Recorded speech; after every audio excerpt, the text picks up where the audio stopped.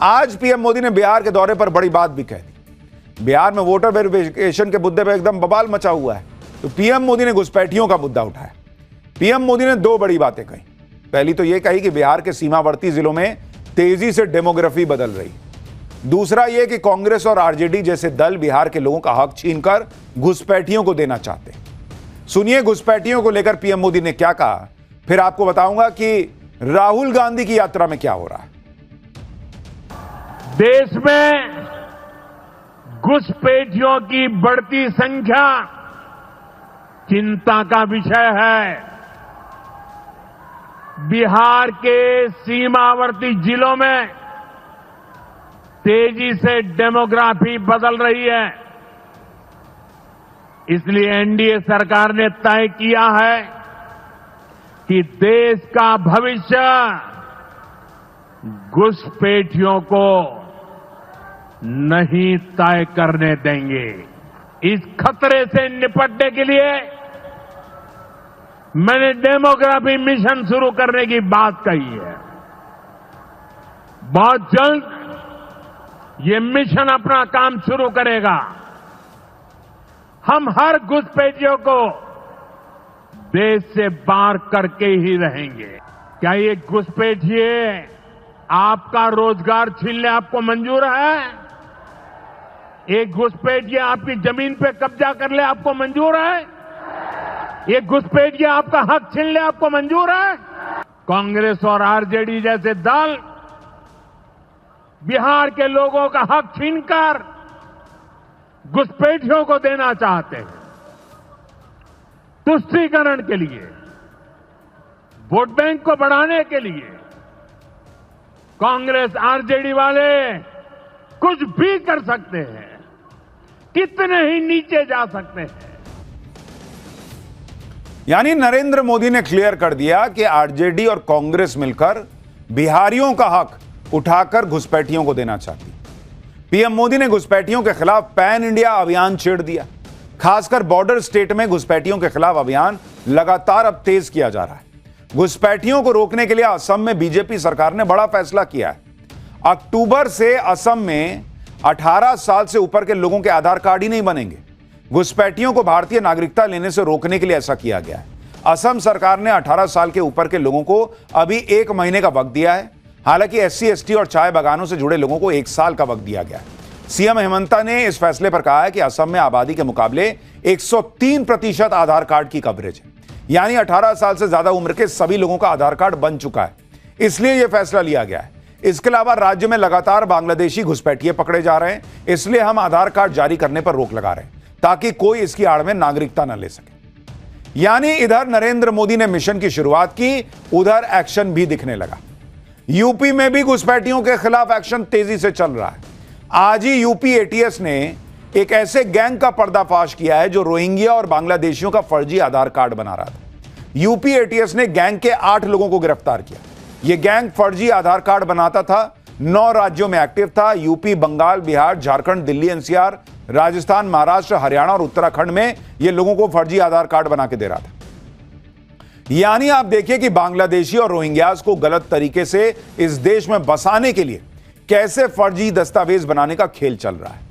यही वजह है कि पीएम मोदी कह रहे हैं कि वो घुसपैठियों का सफाया करके रहेंगे, उन्हें देश के लोगों का हक नहीं छीनने देंगे। पीएम मोदी ने राहुल गांधी के वोट चोरी वाले मुद्दे को घुसपैठियों की तरफ मोड़ दिया है। कांग्रेस और आरजेडी पर नए आरोप लगाकर इंडी गठबंधन को फंसा दिया। उधर बिहार में यात्रा निकाल रहे राहुल गांधी खुद अपना ही नुकसान करने में लगे हुए हैं। राहुल गांधी अब अपनी यात्रा में नरेंद्र मोदी चोर हैं जैसे नारे लगवा रहे हैं, वोट चोर गद्दी छोड़ बोलवा रहे हैं। यह नरेंद्र मोदी पर पर्सनल हमला है। राहुल गांधी को यह पर्सनल हमला पॉलिटिकली कहीं भारी ना पड़ जाए, क्योंकि वो इसका अंजाम पहले देख चुके हैं जब वो चौकीदार चोर है वाला नारा लगवाते थे। साल 2014 के कांग्रेस नेता मणिशंकर अय्यर ने नरेंद्र मोदी के खिलाफ पर्सनल अटैक किया था, जो चुनाव में कांग्रेस को बहुत भारी पड़ गया था। साल 2019 के लोकसभा चुनाव में राहुल गांधी ने चौकीदार चोर है के नारे लगवाए थे, वो दाव उल्टा पड़ गया था और नरेंद्र मोदी की सीटें और बढ़ गई थी। लेकिन ऐसा लग रहा है कि राहुल गांधी ने पुरानी गलतियों से कोई सबक नहीं सीखा। वो फिर से नरेंद्र मोदी को चोर चोर कहकर पर्सनल अटैक कर रहे हैं। प्रधानमंत्री के लिए चोर जैसे शब्द बिहार की जनता को पसंद आएंगे क्या? सुनिए राहुल गांधी की यात्रा में कैसे कैसे नारे लग रहे हैं। जरा मोदी जी को बताइए, वोट चोर, वोट चोर, वोट चोर। ये जो आवाज है सुनामी जैसे बिहार से निकल आएगी और हर प्रदेश में ये फैलेगी और अंत में पूरे देश को पता लग जाएगा कि नरेंद्र मोदी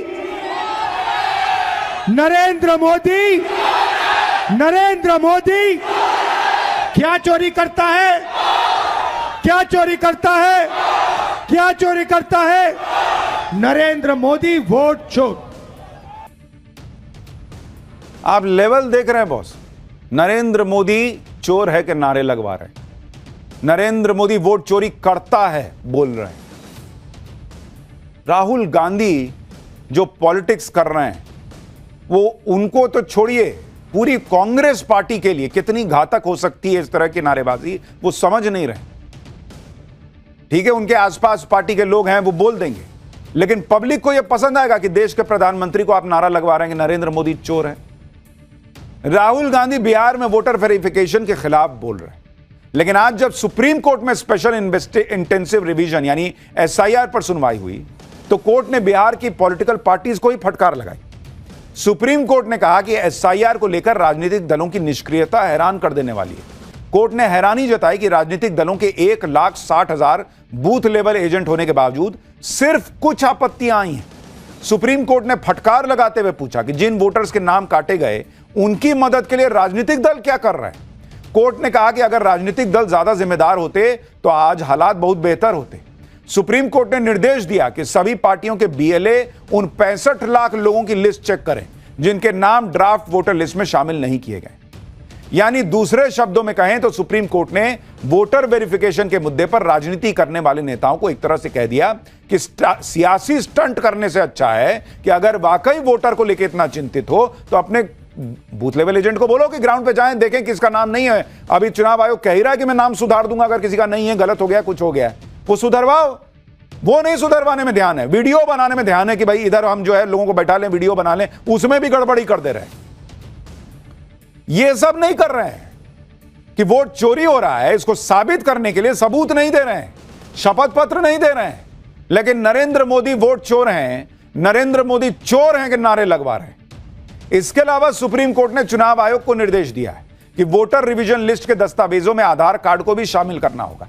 सुप्रीम कोर्ट ने कहा है कि हटाए गए वोटर्स को लिस्ट में अपना नाम जुड़वाने के लिए फिजिकली के अलावा ऑनलाइन आवेदन की अनुमति भी दी जाए।